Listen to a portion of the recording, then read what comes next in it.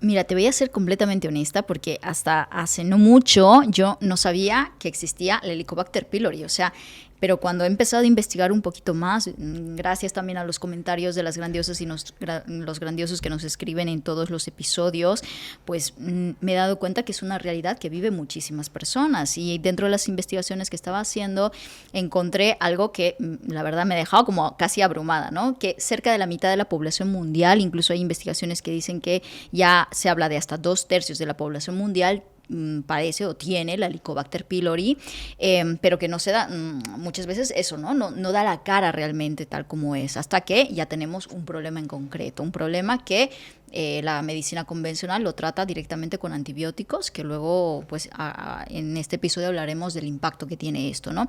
Así que es realmente así de común, tú ves todos los días esos casos, ves personas que ni sabían hasta que llegan a un problema muy serio estomacal, o sea, ¿cómo ves esta realidad? Es una realidad, de hecho las cifras se ubican entre un 40 a un 60%, en España por ejemplo se estima un 40% de prevalencia, pero es cierto que tampoco se están haciendo cribados, es decir, pruebas constantes, con lo cual el porcentaje podría ser de hecho mucho mayor. Es probable que si aquí estamos 3 personas, uno de los 3 tenga Helicobacter sin saberlo. Y aquí también viene un poco una paradoja, ¿no? Y es que muchas veces la ciencia se pregunta cómo es posible que algunas personas puedan convivir con esta bacteria, posiblemente patógena, es decir, que puede crear daño a la mucosa del estómago, y no sentir nada y tener plena salud, y otras enfermar por la bacteria, ¿no? Y yo soy siempre muy pro de la teoría del terreno, ¿no? Que es la teoría que dice que los microorganismos no son el único problema, sino que el terreno, es decir, el huésped, la persona que alberga el microorganismo, es lo que le da el terreno biológico para que esa bacteria se desarrolle y genere secuelas negativas, ¿no? En este caso. Entonces, realmente nuestro enfoque no es decir erradicación completa, sino ver realmente si esa bacteria está generando de verdad un problema de salud en esa persona. Porque si esa persona no tiene ningún tipo de síntoma clínica, ¿vale? Es decir, cuáles son los síntomas que pueden aparecer, ¿no? Acidez, generalmente síntomas digestivos asociados a las vías digestivas altas, es decir, reflujo, acidez, dispepsia funcional, sensación de que la comida como que se digiere muy lento, ¿no? Acidez gástrica, como te digo, la comida se sube, genera como este reflujo ácido incómodo, también a veces un poco de hinchazón abdominal, ¿sí? Digestiones lentas, y también puede generar efectos secundarios en las digestiones. Debido a esa mala digestión de proteínas y de nutrientes, puede generar deficiencia de hierro, caída del pelo, deficiencia crónica de B12. Pero es curioso porque la Helicobacter se desarrolla generalmente porque nuestro estómago, que es el sitio de nuestro tubo digestivo que debería estar más ácido. De hecho, se dice que si tú metieras un dedo en un estómago, se te podría irritar o disolver, porque el pH es de 1,5 a 3 como mucho, debería estar el pH del estómago, es decir, el nivel de acidez. Este nivel de acidez es muy bajo, es decir, este pH es muy bajo y esta acidez es muy alta para justamente neutralizar o matar cualquier bicho que tú ingieras, porque todos los días estamos ingiriendo comida que tiene bacterias, es decir, las bacterias son parte de nuestro entorno y todos los días comemos alimentos que tienen bacterias, que tienen hongos, ¿sí? Gracias al ácido de nuestro estómago, eliminamos estos microorganismos, inclusive parásitos, ¿no? Que ya hablaremos de ello, pero todos los días estás ingiriendo microorganismos. Esta acidez nos permite matarlos. Y justamente el Helicobacter se desarrolla cuando la acidez del estómago no es la adecuada, es decir, cuando el pH pasa de ser muy ácido a muy alcalino. El Helicobacter no puede vivir en ambientes en ambientes ácidos, ¿vale? Claro. La Helicobacter tiene que vivir únicamente en ambientes alcalinos. Por eso, realmente, la cosa es preguntarnos, oye, ¿qué fue lo primero? Porque seguramente lo primero fue que había un ambiente muy alcalino, un pH muy poco ácido que permitió que la Helicobacter creciera. Y este Helicobacter en sobrecrecimiento justamente también promueve que el ambiente sea aún más alcalino. Y eso nos genera consecuencias, porque no solamente es el Helicobacter, también va a ser todos los patógenos que puedan entrar, ¿vale? Porque ese pH, al estar tan alcalino, permite que entren otros microorganismos y generen más desequilibrio de esa microbiota. Entonces, generalmente, tú no tienes un paciente solamente con Helicobacter pylori. Tienes un paciente con Helicobacter pylori y seguramente otras disbiosis, otros desequilibrios, cándida elevada, ¿sí? Bacterias proteolíticas altas, SIBO, que también se habla mucho hoy en día, no parásitos. Entonces tienes todo un ecosistema alterado. Y muchas veces ponemos el foco en el Helicobacter porque a lo mejor está muy estudiado, porque a lo mejor tiene este vínculo con el cáncer gástrico que tú has mencionado muy bien, y nos asustamos con el Helicobacter, pero la realidad es que casi siempre están ocurriendo múltiples cosas, ¿sí? Entonces, yo realmente... mi principal mensaje es ese, que no solamente tenemos que tratar los microorganismos como cuestiones aisladas, sino ver qué está pasando en el terreno para que ese microorganismo prolifere, verificar que también no hayan otros microorganismos creciendo y generando problemas, porque a veces la sintomatología que tenemos no es del Helicobacter, es también de otras cosas que están desequilibradas en esa microbiota, claro, que aún desconocemos, porque esta microbiota es tan compleja, tan diversa, que desconocemos realmente. Claro, y las investigaciones todavía están ahí trabajándose, o sea, el mundo que descubriremos más adelante sobre este microsistema que habita dentro de nosotros. Ahora bien, vamos a hablar de estos matices porque sí me interesa el hecho de un ambiente alcalino, un ambiente más ácido, porque los tratamientos también van un poco contradictorios, ¿no? Más adelante hablaremos, por ejemplo, del uso de los protectores gástricos. Totalmente. Eso es tema que me gustaría que nos explicases. Pero ahora sí que, entendiendo también, y para que la gente te pueda conocer un poco más, bueno, ya has venido al podcast también para hablar acerca de la inflamación y demás, y bueno, tú eres experta en muchas cosas, ¿no? ¿Por qué la Helicobacter pylori? O sea, ¿por qué te has especializado en eso? ¿Cuál es tu historia con eso? ¿Has visto muchos pacientes en el camino? ¿Por qué has tratado más este tema? Al final la inflamación es algo muy, muy amplio, ¿vale? Cuando tú dices tratas muchos temas es porque realmente para tratar a un paciente de forma completa hay que tener nociones un poco de todos, porque hasta ahora nos hemos especializado mucho en el que tiene Hashimoto, en el que tiene un autoinmune, en el que tiene un problema digestivo, el gastroenterólogo, el digestivo nada más te ve el Helicobacter, cuando realmente la medicina no funciona así. Sabemos que los ecosistemas están conectados y la inflamación crónica al final es el mecanismo a través del cual se desarrollan todas estas enfermedades. Pero es cierto que también la inflamación crónica está en gran parte modulada, es decir, controlada por nuestras bacterias, por nuestra microbiota intestinal, es decir, nuestro intestino es el que le da muchas veces las señales al sistema inmune para que esté inflamado o no, por ponerlo en palabras muy sencillas, ¿no? muy fáciles de entender. Entonces, si tú tienes una disbiosis, que es un desequilibrio de tus microorganismos a nivel intestinal, las respuestas o las señales que va a recibir tu sistema inmunitario van a ser respuestas o van a ser señales asociadas con los procesos inflamatorios, ¿vale? Y eso va a generar seguramente pues síntomas inclusive fuera del sistema digestivo, que se llaman síntomas extradigestivos, síntomas en el sistema nervioso, niebla mental, cansancio, un sistema inmunitario más reactivo, más propenso a alergias, a asma, a enfermedades autoinmunes, ¿vale? Entonces, al final, para yo tratar cualquier tipo de afección, ¿sí? Yo tengo que mirar el sistema digestivo. Si yo tengo un paciente con una enfermedad autoinmune, que realmente mi tesis yo la hice de enfermedades autoinmunes, yo tengo que mirar cómo está la microbiota, ¿sí? Y si esa microbiota tiene un desequilibrio, tiene un Helicobacter, tiene un parásito asociado, tiene una cándida elevada, ¿vale? Que es lo que suele suceder, es muy difícil que yo logre una mejoría o una remisión completa de ese diagnóstico de Hashimoto, de lupus, de cansancio crónico, de fibromialgia, si no trabajo la salud intestinal. Y hay cosas tan sencillas como, por ejemplo, la rosácea, los problemas de la piel, claro, también tienen que ver con el ecosistema intestinal. Entonces, al final tenemos que mirar el sistema digestivo. Pero si me voy a un nivel un poquito más profundo, ¿no? Porque esto es como un iceberg, de alguna manera, ¿no? Sí. Vemos la punta, vemos la enfermedad, ¿no?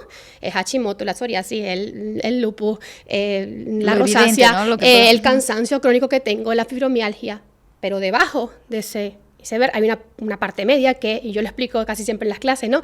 Que es la inflamación crónica de bajo grado, que está disparando ese proceso inflamatorio por mi sistema inmunitario.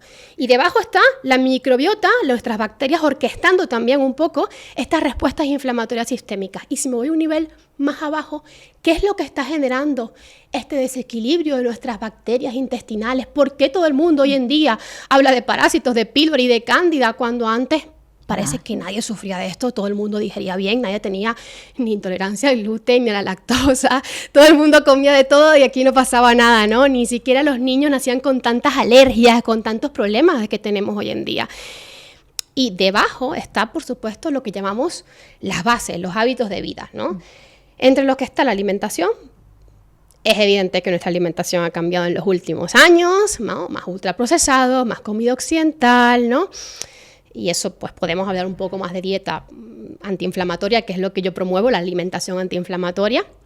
Luego también tenemos, pues por supuesto, el uso de antibióticos, digamos, los fármacos usados de forma indiscriminada, ¿no? Que hemos ido utilizando y que también arrasan nuestras poblaciones microbianas. Lo hablábamos también un poco, la carga tóxica. La carga tóxica es el término que se refiere a cuántos tóxicos está albergando nuestro cuerpo. Se sabe que los microorganismos del intestino digamos, guardan relación con esta carga tóxica. Es decir, generalmente la carga tóxica aumenta las posibilidades de que tengamos una disbiosis intestinal, ¿no? De que tengamos desequilibrio de estas bacterias. Entonces me preguntan muchas veces, ¿qué haces tú hablando de tóxicos si tu tema es la inflamación?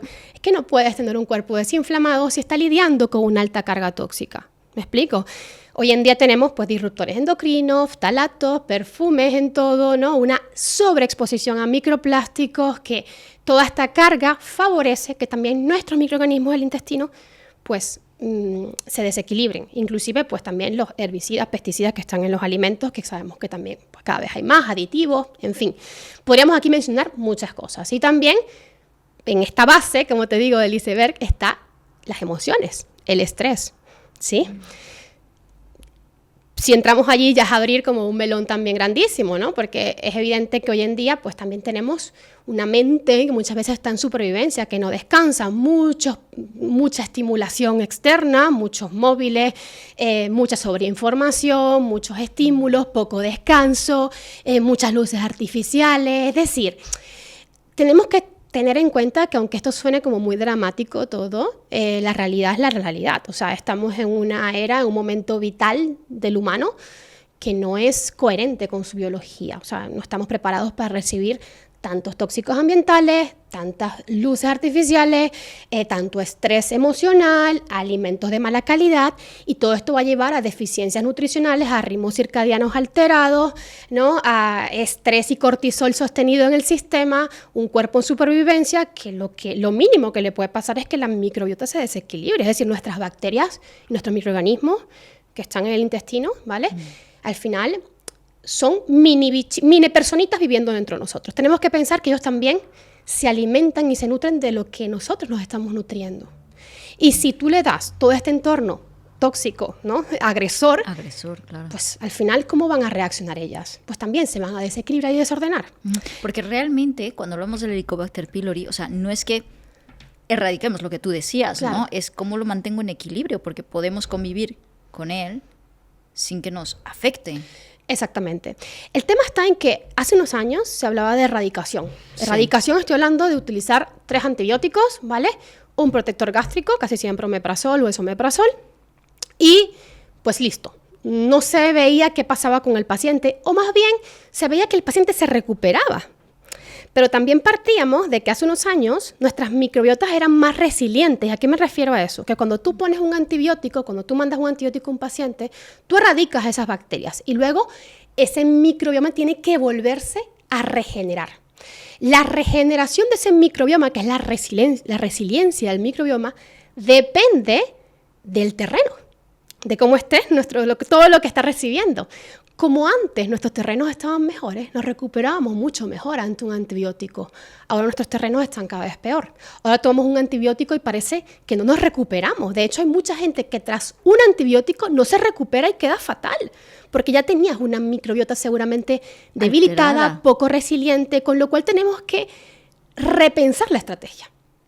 Y yo como profesional de salud lo veo en los pacientes, es decir, pacientes que vienen con triple antibiótico, pacientes que vienen con tratamientos muy agresivos y que después de un tratamiento para el Helicobacter han desarrollado SIBO, han desarrollado candidiasis crónica y sistémica, han desarrollado enfermedades autoinmunes. No estoy diciendo que por culpa del antibiótico, pero estoy diciendo que seguramente ya había un terreno alterado, terminamos después de un tratamiento muy agresivo y se destaparon una cantidad de enfermedades o de tendencias que habían ya en el sistema que acabaron apretándose el gatillo, pues, de alguna manera. Esto, lo que acabas de explicar, explica por qué muchas personas tras el tratamiento de Helicobacter pylori vuelven, vuelven nuevamente tras unos meses de hacer ese tratamiento. Incluso, ¿no? Mucha gente veo que padece los mismos síntomas de antes e incluso peores. Totalmente. Y el problema de la evidencia científica o de los ensayos clínicos es que normalmente dicen, sí, el tratamiento para el Helicobacter es efectivo. Claro, si tú haces una medición del Helicobacter inmediatamente después de hacer tratamiento, es lo más probable es que te salga todo negativo. El antibiótico te ha barrido todo el Helicobacter y también todo lo demás. Todo va a salir bien. Pero ¿quién hace un monitoreo de estos pacientes al mediano y largo plazo? Me expliqué quién hace un monitoreo de cómo están en 2 meses, en 3 meses, en 6 meses, en 1 año. Lo que normalmente pasa es que inmediatamente después del tratamiento con el Helicobacter, pues te sientes irritado, pero la bacteria se va, te encuentras unas semanas bien y luego viene la recaída. Y la recaída suele ser peor. Suele ser con otras secuelas, tanto digestivas como extradigestivas. Y esto muy pocas veces se estudia en el tiempo porque los ensayos clínicos no son generalmente a largo plazo. ¿Sí? Entonces, habría que mirar a estos pacientes no solamente después del tratamiento, sino unos meses, inclusive años posteriores, porque la mayoría o vuelve a desarrollar el Helicobacter pylori y esta vez resistente más a los antibióticos que ya hemos aplicado, porque este es otro problema de los antibióticos, la resistencia a los antibióticos, y también pues generando otros tipos de alteraciones, porque cuando tú aplicas un antibiótico, le das más fuerza a la flora fúngica, que es la flora asociada a la cándida, ¿no? a los hongos intestinales. Entonces, yo tengo que saber que cuando aplico un antibiótico, la cándida gana fuerza, y esto muchas veces tampoco nos lo dicen. ¡Wow! ¡Qué fuerte! Sí. ¡Qué fuerte! Sí. O sea, hay muchos pacientes con candidiasis intestinal y sistémica después de aplicar la triple antibiótico-terapia para el pylori o después de un tratamiento pues prolongado e intenso con antibióticos.